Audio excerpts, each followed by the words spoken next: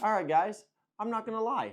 This was supposed to be an unboxing video, but unfortunately, I recorded the entire video not realizing that my mic wasn't recording. Of course you did. Instead of a unboxing, this is gonna be an unboxed video. So we're gonna show you what was in the box and what camera I actually ended up buying with what lens. I'm gonna get to the camera later, but we're gonna go through what was in the box and the disappointment of what wasn't in the box. The first thing that was in the box was the Nikon strap.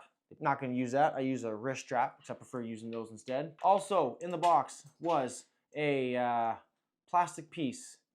Not sure what this thing is. And it also came with, give me 1 second, this little guy right here. If it's focused or not, I'm not sure, but it'll be a B-roll of some sort.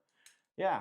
So if anybody could figure out what that is, that would be nice, because I'm probably never going to use it. So yeah, let me know in the comments down below what it is.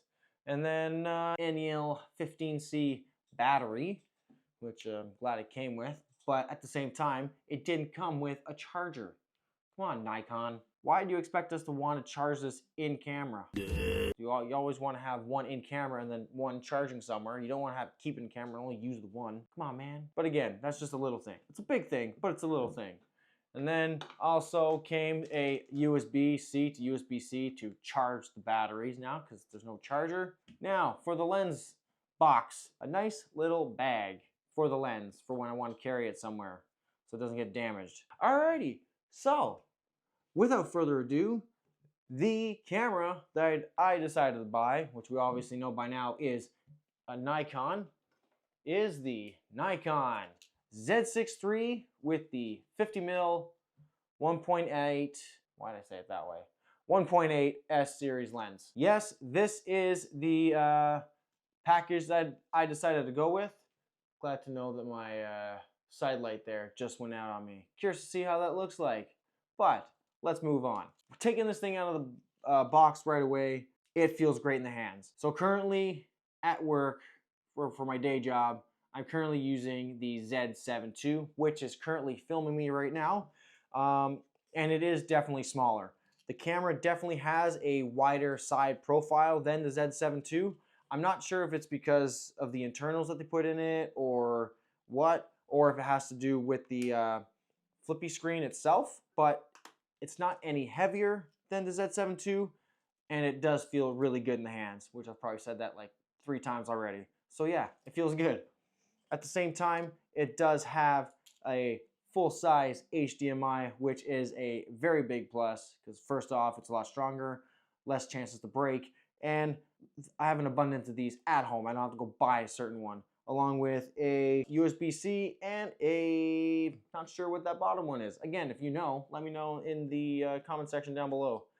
And then you have the headphone and mic ports on that side as well, with your USBs. So you have one CF Express Type B slot and a UHS 2 slot for that. The top is a typical Z7 II look. You have the one PASM dial on top. You have the display on the other side. You do have a new button here, which I will figure out what that is. But then the ISO, record, and exposure compensation button are in the exact same spot. And for me, it's just second nature for my fingers to go exactly there. And the back is, I believe, I've looked at the Z7 so much, but there is different button placements. The play dial is on the bottom here, and the Z7 II is on top. So I think this follows more of the Z8. That is the Z6 III in a nutshell. This is not a review. This is more of an unboxing. Reviews will be later on once I've actually used the thing. Now with the 51.8 S lens. Why did I decide to go with 1.8 instead of the 1.4?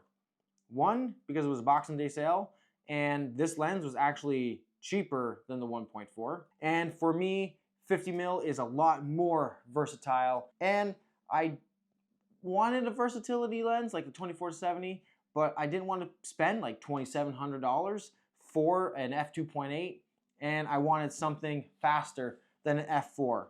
I am super excited to get out and start shooting with this thing. The only downfall though about this, which you're probably hearing it right now as well, is the eyelets here for the straps.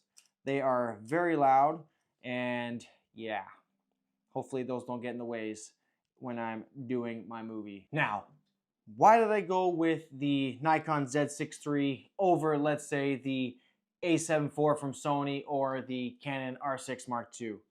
Well, one, the Canon R6 Mark II was kind of an easy choice of not to get because one, I preferred the features in this camera than that one, and two, Canon doesn't do very good with third-party lenses because they don't have any. Nothing. In their full frame lineup. So that right there was an easy choice. Why not to get the R6 Mark II? Now, the Sony on the other hand, it was difficult because it's a 30 megapixel camera. You have that more megapixels to play with, and it's like that very, you know, ideal range for photo and video. But what ultimately, and as well as the lenses that you can use with Sony's, the slow readout speed for what I'm looking to do with this camera was the ultimate winner, along with the features that come along with this, like the 4K 60 uncropped, 4K 120, although with a crop, it's still an option.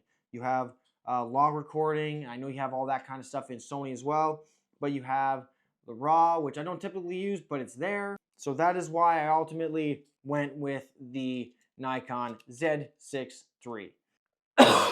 And the last reason is because I like where the company is ultimately going. After the acquisition of Red, and even before they acquired Red, Nikon was throwing everything at their cameras. Like the Z9, the Z8. The features that are in those cameras make them the ultimate like hybrid cameras. They have, for photo, you have all the options you want. For video, they literally give you everything from 1080p all the way to 8K. This, in this case, would be 6. But you have 4K 24, 4K 30, 4K 60, 4K 120 in all the options. You have tons of codec options. You have tons of recording options. I don't know. Everything is there. Nikon is really pushing to be the best hybrid cameras out there right now. Hell, even the new Z52 has log recording, 6K. The only thing I'm looking forward to is hopefully they implement open gate in these cameras. Again, I'm not sure if that's hardware or firmware, along with anamorphic lens supports. That's something I'm definitely going to want to see in these cameras. That is the reason why I went with a Nikon Z6 III. That is my unboxed video of it. Unfortunately, had some bumps in the road along the way making this one. You don't say. I hope this was an entertaining video for you guys. Hope you got something out of it. Probably not, but you know, it's all for fun, right? So, yeah, definitely gonna be putting this camera to the test within the next couple days. Do some dynamic range testing. Put it up against the Z7 II just for fun. All right, guys. Until next time, my name's Sean. Peace.